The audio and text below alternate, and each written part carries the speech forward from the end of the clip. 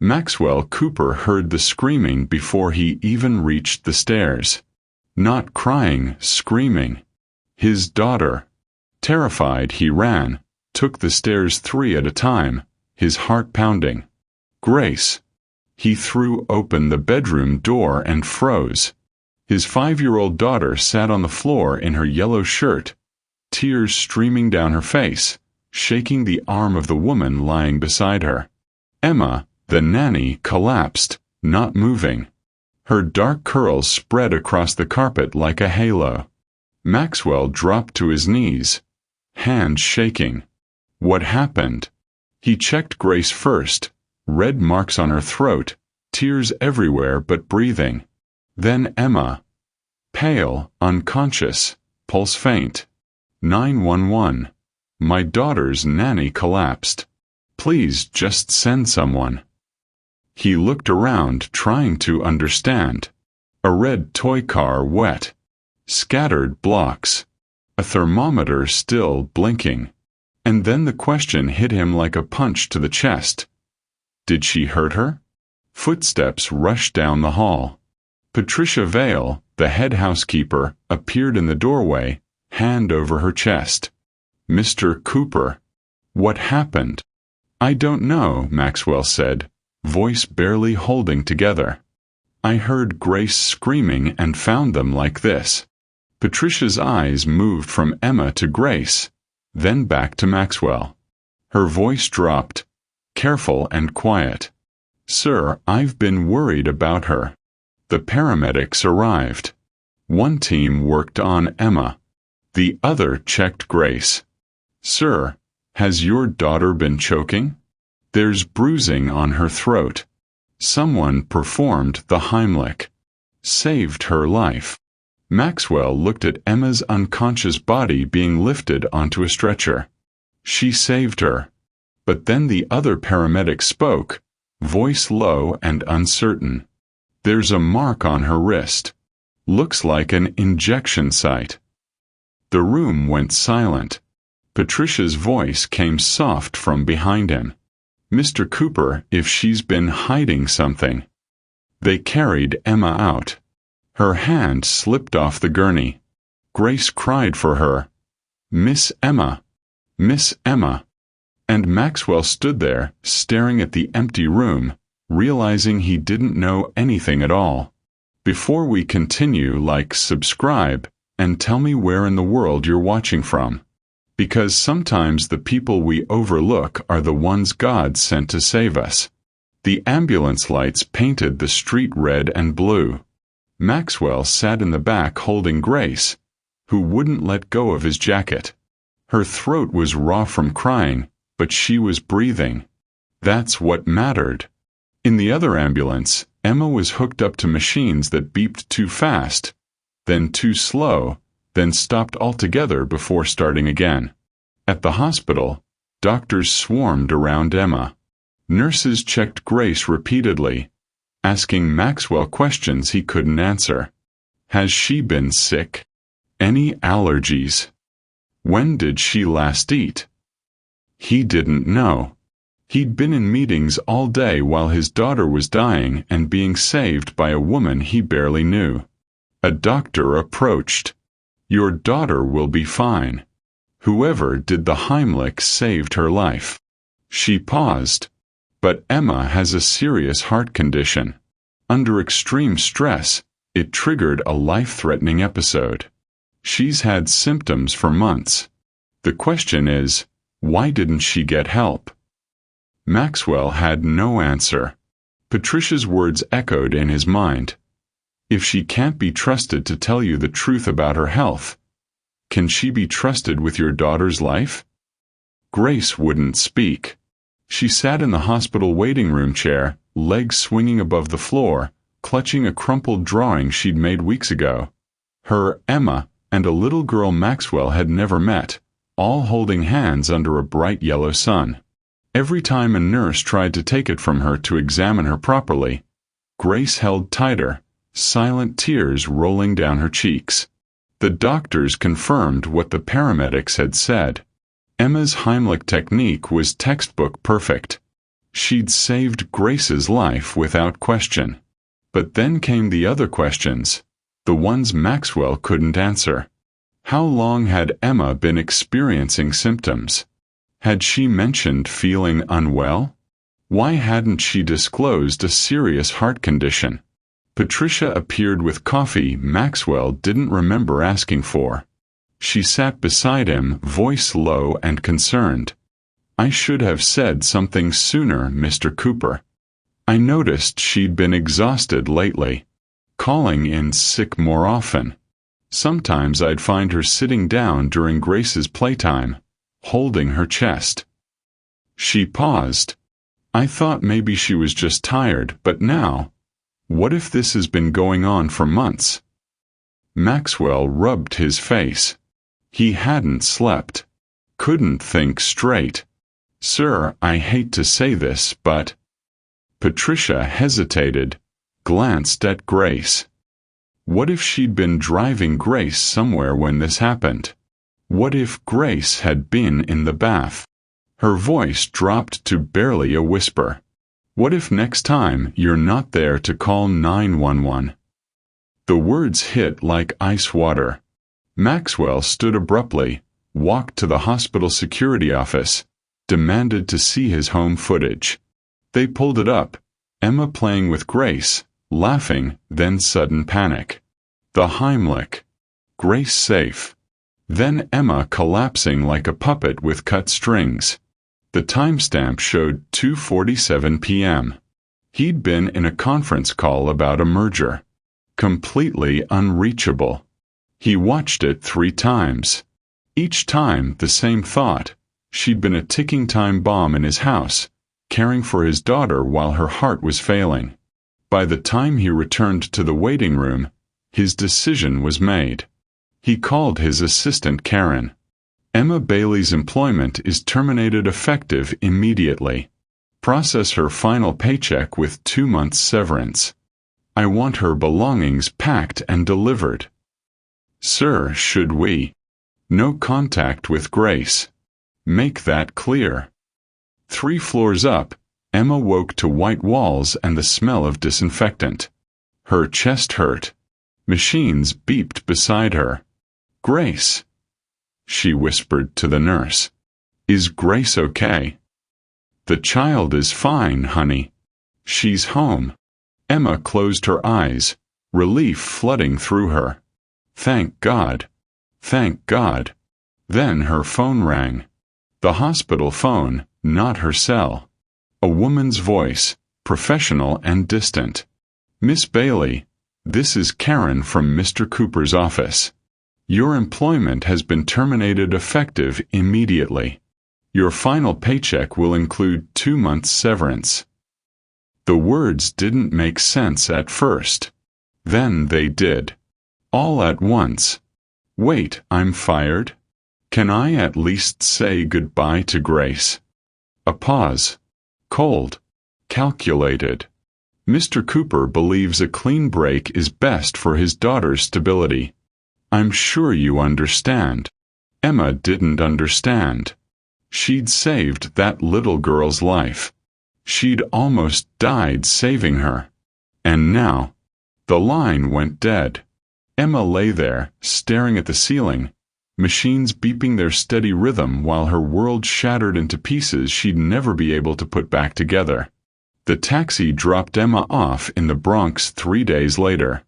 Her apartment looked smaller than she remembered, the walls closing in.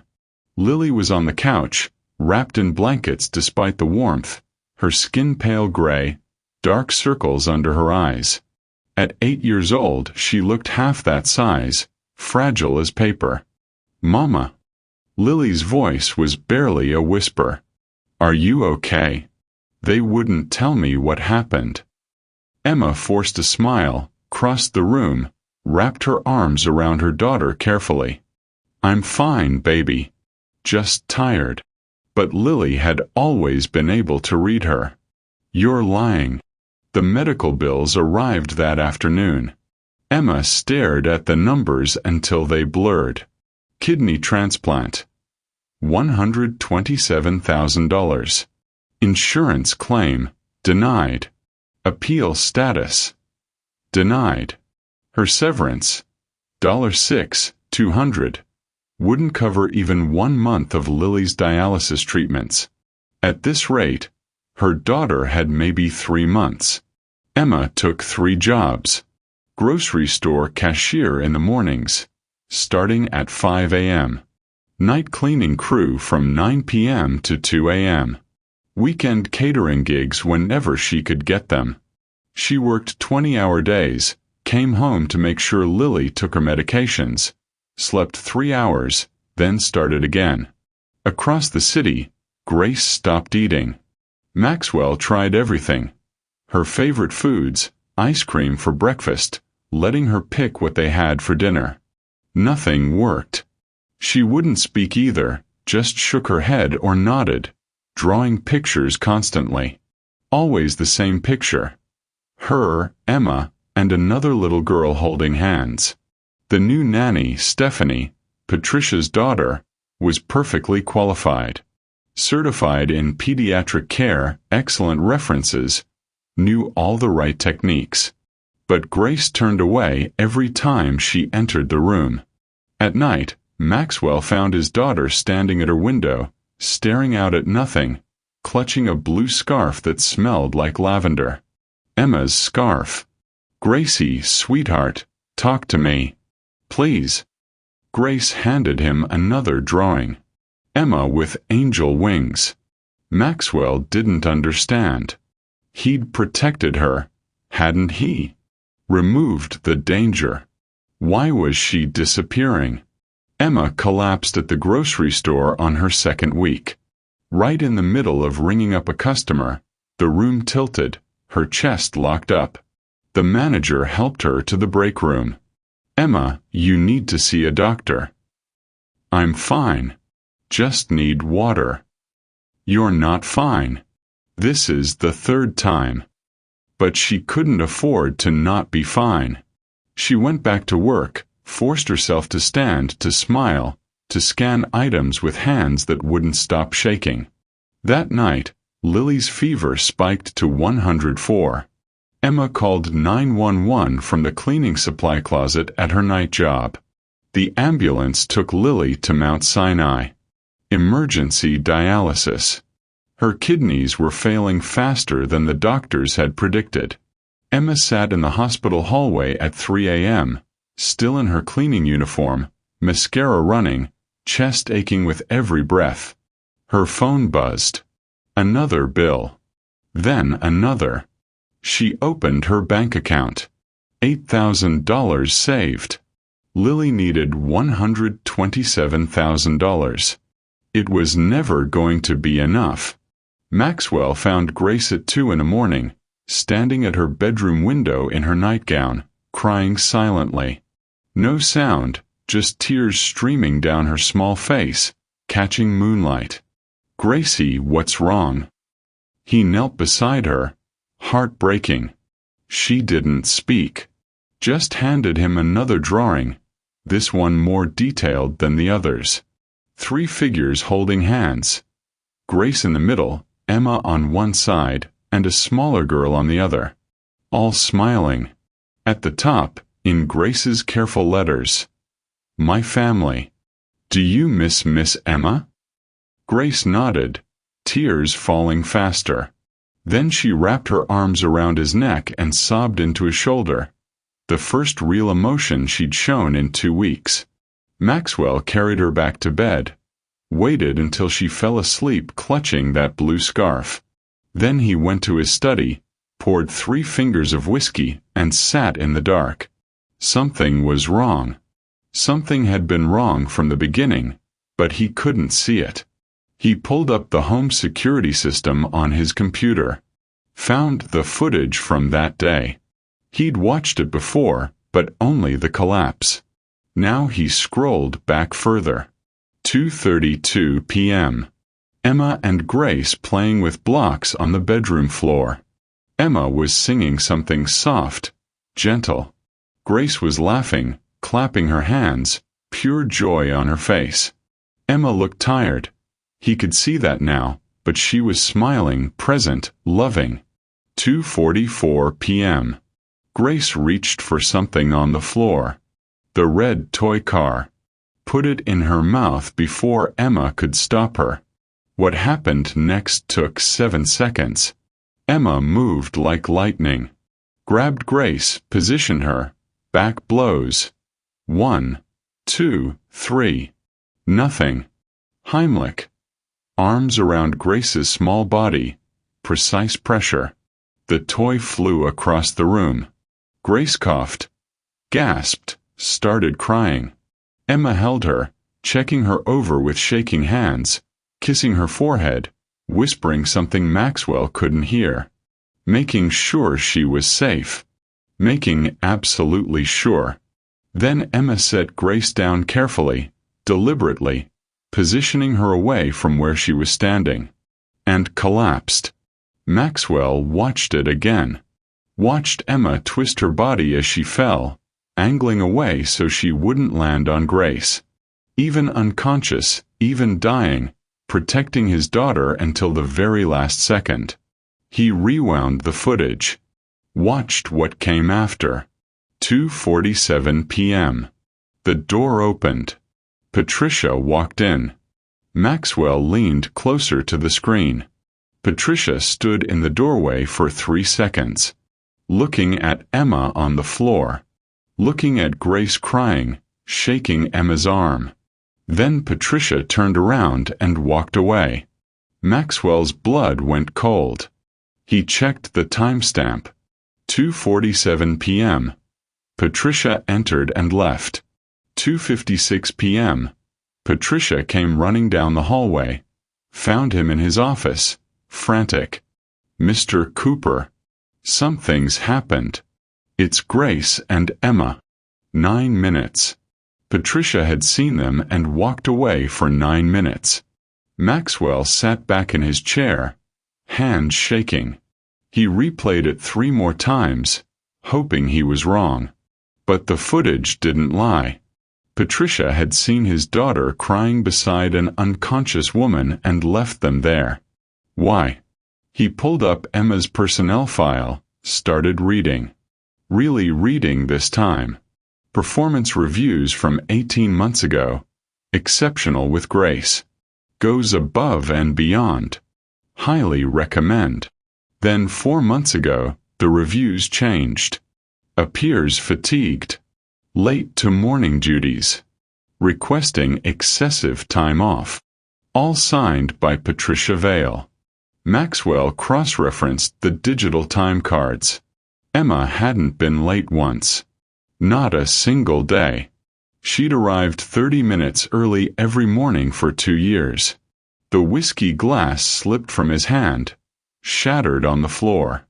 What the hell had he done? Maxwell didn't sleep. At 4 a.m., he was still in his study, pulling up every file, every document related to Emma's employment. The personnel records told a story he'd been too blind to see. Year 1. Exceptional caregiver. Grace has bonded beautifully. Year 2. Goes above and beyond. Cannot recommend highly enough. Then 4 months ago everything changed. Appears fatigued. Late to morning duties. Requested excessive time off. Becoming unreliable. Every negative note signed by Patricia Vale. Maxwell opened the digital time card system. Cross-referenced the dates. Emma hadn't been late once. Not a single morning in 2 years. In fact, she'd arrived 30 minutes early every day. Left 30 minutes after her shift ended. The time cards didn't match Patricia's reports at all. He dug deeper. Found a folder marked Medical Appointment Requests. 52 requests over 18 months. Every single one marked Deleted.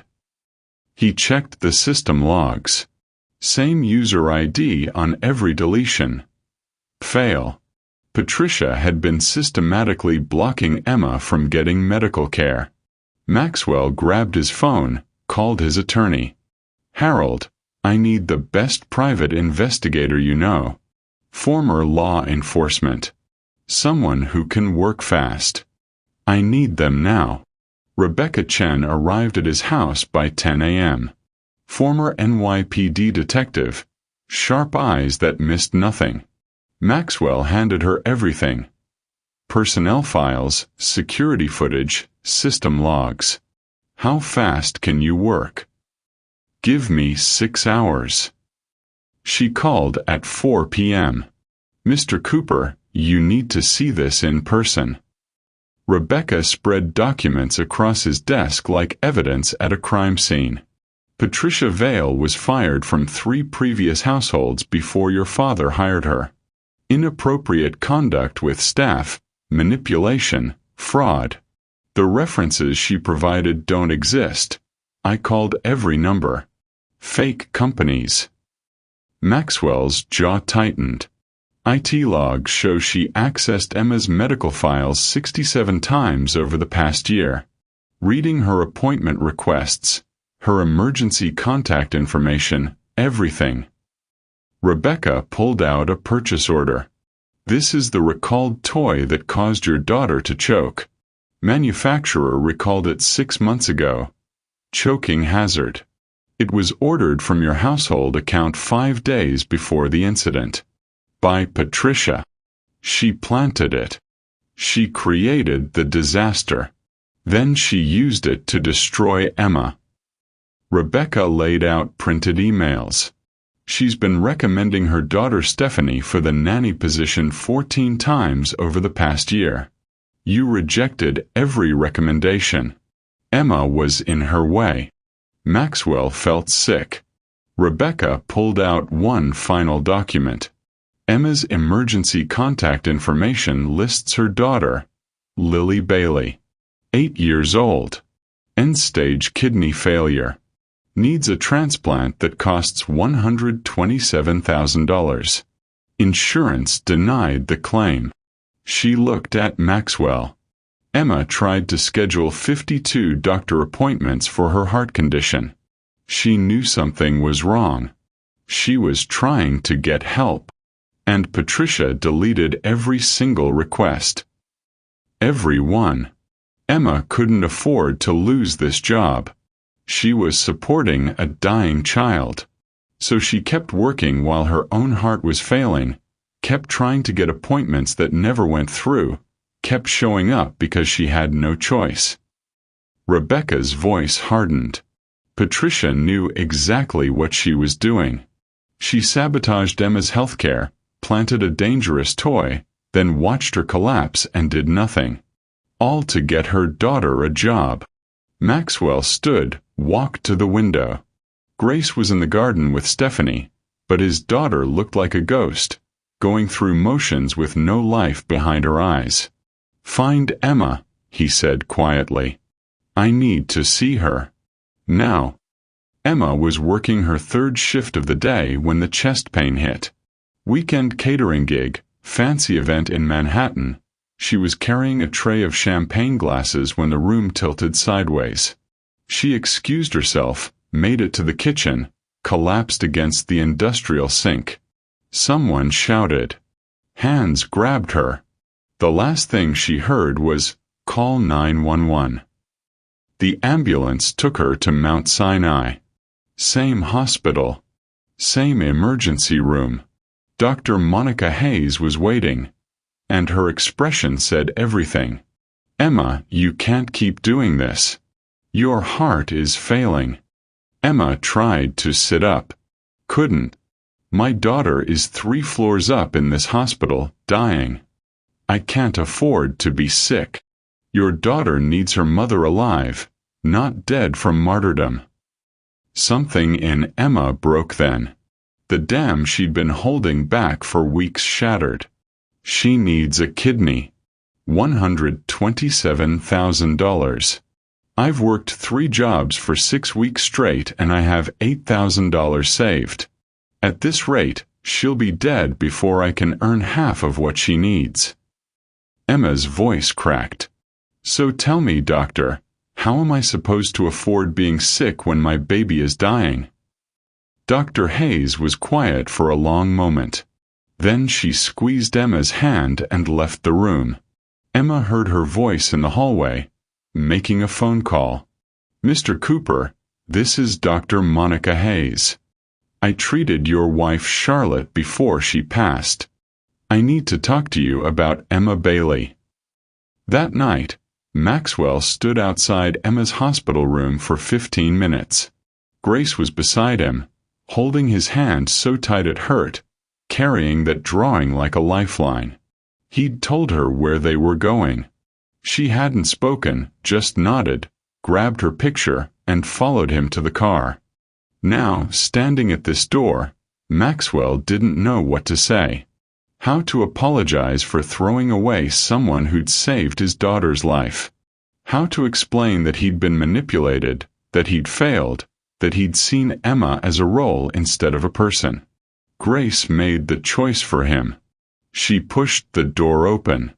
Emma was staring at the ceiling, tears running down her temples into her hair. When she heard the door, she turned her head slowly, expecting a nurse. It wasn't a nurse. Grace stood frozen in the doorway, eyes wide, mouth open. Then she ran. "Gracie, wait, she's hurt, you have to be." Grace didn't care. She ran to the bed and climbed up carefully, navigating around wires and monitors with the precision of a child who understood something precious and breakable. "Miss Emma.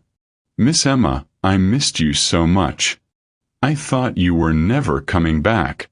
I thought you were gone forever." Emma's arms came around the little girl, and she sobbed. Deep, broken sounds that shook her whole body.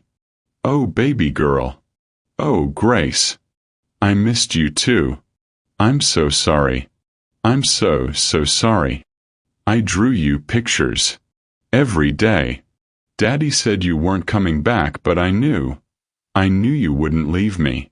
You promised. Remember. You promised you'd always be there. I remember, sweetheart. I remember." Maxwell stood frozen in the doorway, watching his daughter transform. The light coming back into her eyes. The color returning to her cheeks. She was whole again, just from being in Emma's arms. Whole in a way she hadn't been since the moment Emma was carried out on that stretcher.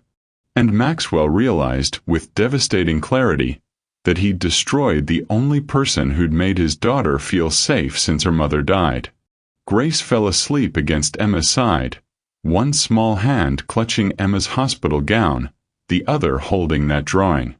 Her breathing evened out, peaceful for the first time in weeks.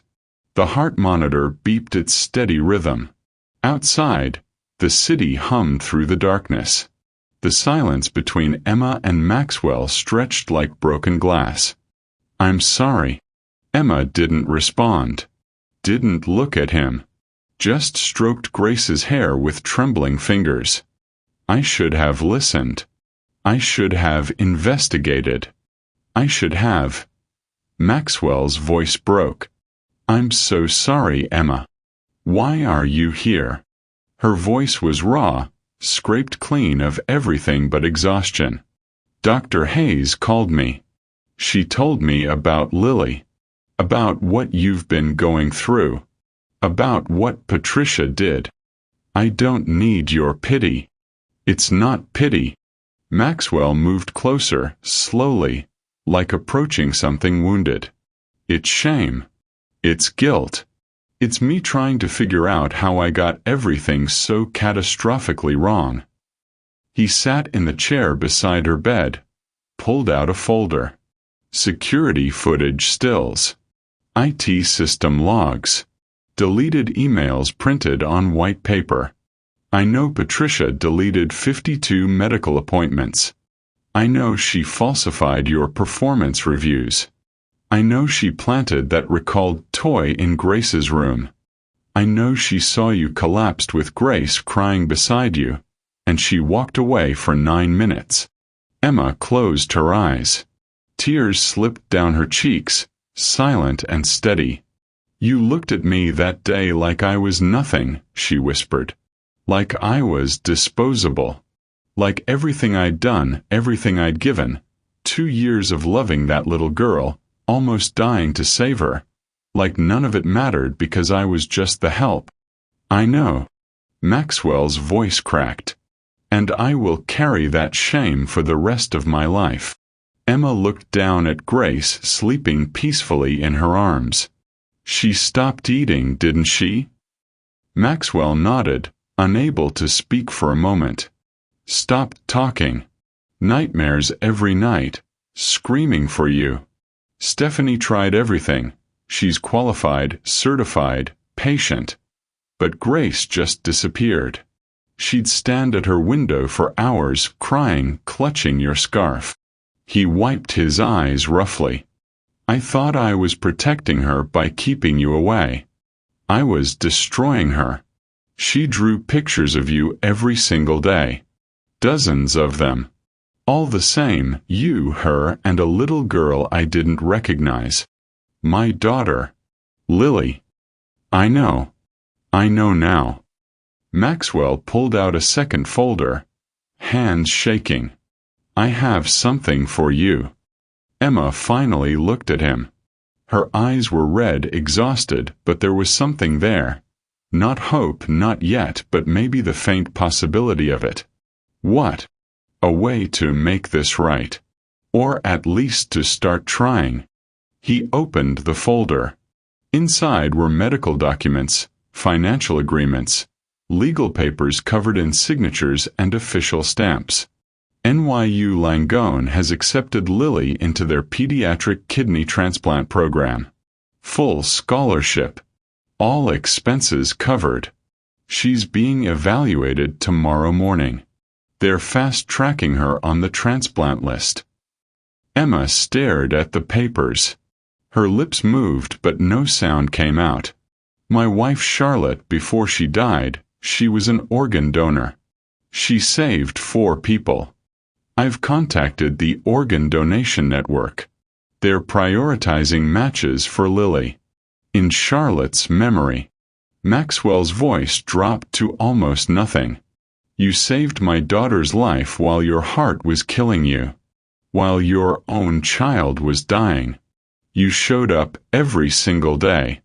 This is the least I can do. I can't accept this. Emma's voice was barely a whisper. I can't, this is too much. Yes, you can. Maxwell leaned forward. You saved my daughter's life while your heart was killing you. You worked yourself into cardiac arrest to keep a roof over Lily's head.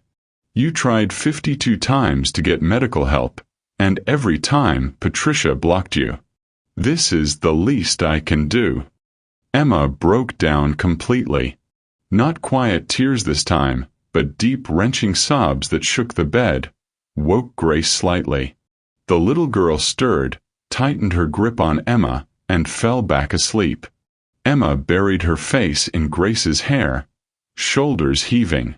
Why? She finally managed. After everything, after you threw me away like garbage. Why would you do this? Maxwell's voice cracked. Because you showed up. Even when it was killing you, you showed up. You showed up for Grace when your own daughter was dying. You showed up every single day, 30 minutes early, stayed 30 minutes late. You showed up when I threw you away without even listening to your side. He stopped, had to force the words out. You showed up. And I failed you. Completely. Emma couldn't speak. Just held Grace and cried while Maxwell sat there, carrying his shame like stones in his chest. Later that evening, Maxwell returned home. The house felt different now. Colder, emptier, like something poisonous had been growing in the walls. Patricia was in the kitchen, supervising dinner with that same calm smile she always wore. She turned when she heard him. Mr. Cooper, how is? You're fired. Pack your things. You have 1 hour. The smile faltered. Excuse me. You heard me. Patricia's mask cracked, just slightly. I've served your family for 19 years. You sabotaged Emma. Maxwell's voice was ice. You deleted 52 medical appointments. You falsified her performance reviews. You planted that recalled toy in Grace's room. He stepped closer. And you watched her collapse with my daughter crying beside her, and you walked away for 9 minutes. Patricia went white. I don't know what you're talking about. I have the security footage, the IT system logs, the purchase orders, everything. Maxwell pulled out his phone. I also have investigators' reports showing you were fired from 3 previous households, that your references were fake, that you've been recommending Stephanie for Emma's job 14 times over the past year. You can't prove. I already did. 2 police officers walked through the kitchen door. Patricia's face drained of all color. Patricia Vale. One of them said. She nodded, unable to speak. We need you to come with us for questioning regarding the incident involving Grace Cooper and Emma Bailey. We have evidence of sabotage, fraud, and child endangerment. You have the right to remain silent. Patricia looked at Maxwell, her calm facade completely shattered. You're making a mistake. That woman has been manipulating you. The only mistake I made, Maxwell said quietly, was trusting you and not trusting her. Get out of my house. They led Patricia away in handcuffs. Stephanie appeared in the doorway, face pale, confused. Mr. Cooper, I didn't know. I swear I didn't know what my mother was doing. I believe you. But you'll need to leave too. She nodded, tears in her eyes, and went to pack. Maxwell stood alone in the empty kitchen, listening to the silence, finally understanding what he'd been too blind to see. The person who'd loved his daughter most had been the one he'd valued least. And it had almost cost both of them everything. Emma's valve replacement surgery was scheduled for the next morning. High risk, the doctors said, but necessary. Without it, she had maybe 6 months. Grace refused to leave the hospital room. I want to stay with Miss Emma. Maxwell knelt beside his daughter. She'll be back soon, sweetheart. I promise. Grace's face crumpled. You promised before. And she went away. The words shattered something in Maxwell's chest. He opened his mouth, but nothing came out. Emma reached for Grace's hand. Your daddy's telling the truth this time. I promise I'm coming back. You promise. Really, really promise. Really, really promise. Cross my heart. Emma made the gesture carefully, wincing slightly. I fought too hard to get back to you to leave now, baby girl. Grace climbed onto the bed one more time, hugged Emma carefully around all the wires. I love you, Miss Emma. I love you too, sweetheart. So much. The surgery took 7 hours. Maxwell waited in the surgical wing the entire time, Grace asleep in his lap, her drawing clutched against her chest. He couldn't eat, couldn't think, just watched the clock and prayed to a God he wasn't sure he believed in anymore. When the surgeon finally emerged, Maxwell stood so fast he nearly dropped Grace. She's stable. Strong. The repair was successful. She'll make a full recovery. Maxwell collapsed back into the chair, hands covering his face, and cried. Grace woke up, saw her father crying, and wrapped her small arms around his neck. It's okay, Daddy. Miss Emma's okay now. 3 floors up, Maxwell found Lily's room later that afternoon. The little girl was tiny, pale, but her eyes were bright and sharp. She studied him as he walked in. You're Grace's daddy. I am. And you're Emma's daughter. You hurt my mama. Not an accusation, just a fact. Maxwell sat down slowly. I did. Very badly. Lily was quiet for a moment. Mama talks about Grace like she's hers. I know. She almost died for your daughter. I know. So why'd you throw her away? The question came from an 8-year-old, but it hit like a sledgehammer. Maxwell met her eyes, Emma's eyes. Because I was scared and stupid, and I let someone poison my judgment against her. But I'm going to spend the rest of my life making it right. To both of you. Lily considered this, then nodded like he'd passed some test. Okay. But if you hurt her again, I'll be really mad at you. Deal. 2 weeks later, the call came. Compatible kidney found. Lily's transplant was scheduled for the following morning. Emma, still recovering from her heart surgery, insisted on being there despite the doctor's protests. She's my daughter. I'm not missing this. The transplant took 8 hours. Maxwell, Grace, and Emma waited together in the surgical wing, Grace between them, holding both their hands. When it was over, when the surgeon said the word successful, Emma collapsed against Maxwell's shoulder and wept. They waited outside Lily's recovery room together. When she finally woke, groggy and confused, Emma was there. Mama. Did it work? Emma stroked her daughter's face, tears streaming. It worked, baby. You're going to be okay. You're going to be okay. Lily smiled, closed her eyes, and fell back asleep. Alive. Whole. Saved. And in that moment, watching Emma hold her daughter, watching Grace lean against Emma's side, Maxwell understood what family really meant. Not blood. Not obligation. But showing up. Staying. Fighting.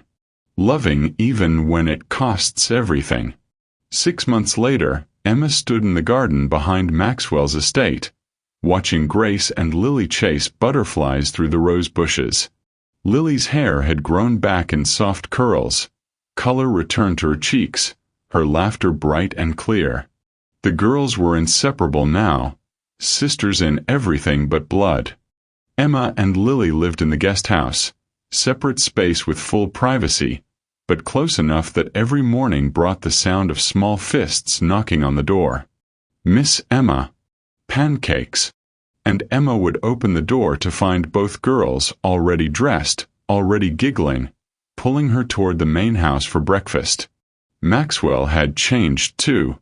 Softer somehow. Present. He actually knew his daughter now. Her favorite color, her fears, her dreams. He read to both girls at night when Emma's voice grew tired, sat on the floor playing blocks, showed up for every moment that mattered. I talked to my attorney about the guardianship papers, Maxwell said, handing Emma a glass of lemonade as they watched the girls play. Emma's heart skipped. And they're ready. Co-guardianship of Grace. Legal and permanent. He paused. If you still want to. I want to. Maxwell smiled, real and warm. Good. Because Grace asked me this morning if you and Lily were her family now. I told her yes. She said, good, because I love them. Emma's eyes filled with tears. She watched Grace grab Lily's hand, both of them spinning in circles, dizzy with joy and sunshine and the simple miracle of being alive. That evening, after both girls were asleep, curled up together in Grace's bed, holding hands, Emma sat on the guesthouse porch. Maxwell joined her, 2 cups of tea, the stars bright overhead. You know what I realized, he said quietly. I spent 2 years with you in my house and never really saw you. Not until I almost lost you. And now I see you. And I'm grateful for everything. your strength, your sacrifice, your love for Grace. He paused. Your forgiveness. Emma was quiet for a long moment, watching the lights in the main house. I used to wonder why God put me in this house. Why He let me go through all that pain. The heart condition, losing my job, watching Lily get sicker. It felt cruel. And now I think maybe it wasn't just about saving Grace. Maybe it was about saving all of us. Maxwell nodded slowly. Your daughter, my daughter, you, me. Yeah, all of us. Inside the main house, Grace and Lily slept peacefully, Grace's yellow bunny tucked between them. Patricia was in jail, awaiting trial, no longer able to hurt anyone. Emma was healthy, heart strong.